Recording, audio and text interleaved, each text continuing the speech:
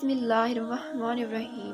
میں آج آپ لوگوں کو اس ویڈیو میں حضرت موسیٰ اور فرعون کا واقعہ بتاؤں گی۔ فرعون کا ذکر قرآن میں بنی اسرائیل کے قصہ میں آتا ہے۔ فرعون کا تکبر تاریخ و ادب میں مشہور ہے۔ حضرت موسیٰ علیہ السلام نے فرعون کو اپنی رسالت کی نشانیاں دکھائی، مگر اس نے ماننے سے انکار کر دیا۔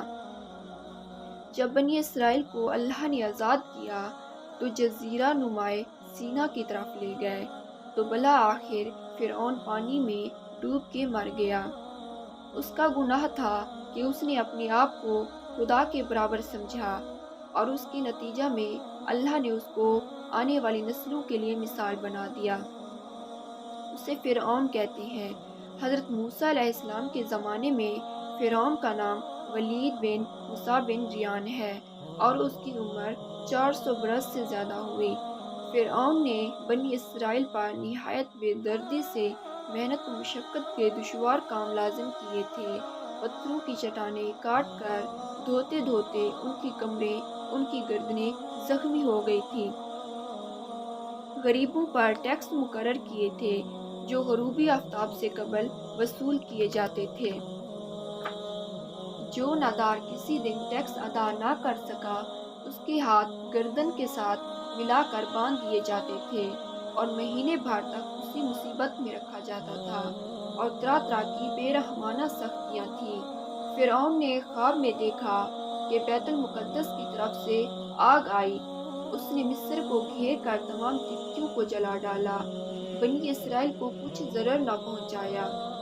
اس سے اس کو بہت وحشت ہوئی، اور اس کی تعبیر کروائی کہ بنی اسرائیل میں ایک لڑکا پیدا ہوگا جو تمہارے ہلاک اور زوال سلطنت کا باعث ہوگا۔ یہ سن کر فرعون نے حکم دیا کہ بنی اسرائیل میں جو لڑکا پیدا ہو قتل کر دیا جائے۔ 12,000 یا 1,000 روایت کے مطابق 70,000 لڑکے قتل کر ڈالے، اور 90,000 حمل گرا دیے گئے، اور معصیت الہی سے اس قوم کے بوڑھے جلد جلد مرنے لگے۔ قوم قطب کے رؤسا نے گھبرا کر فرعون سے شکایت کی کہ بنی اسرائیل میں موت کی گرم بازاری ہے، تو اس پر ان کے بچے بھی قتل کیے جاتے ہیں، ہمیں خدمت کہاں سے میسر آئے گی؟ فرعون نے حکم دیا کہ 1 سال بچے قتل کیے جائیں اور 1 سال چھوڑ دیے جائیں۔ جو سال چھوڑنے کا تھا اس میں حضرت ہارون پیدا ہوئے، اور قتل کے سال حضرت موسیٰ علیہ السلام پیدا ہوئے۔ تو ان کی والدہ نے فرعون کے خوف سے صندوق میں رکھ کر اور اسے مضبوطی کے ساتھ بند کر کے دریائے نیل میں ڈال دیا۔ دریا سے نکل کر ایک نہر فرعون کے محل کے نیچے بہتی تھی کہ صندوق دریائے نیل سے بہتے ہوئے نہر میں چلا گیا۔ اتفاق سے فرعون اور اس کی بیوی آسیہ دونوں محل میں بیٹھے ہوئے تھے، نہر کا نظارہ کر رہے تھے۔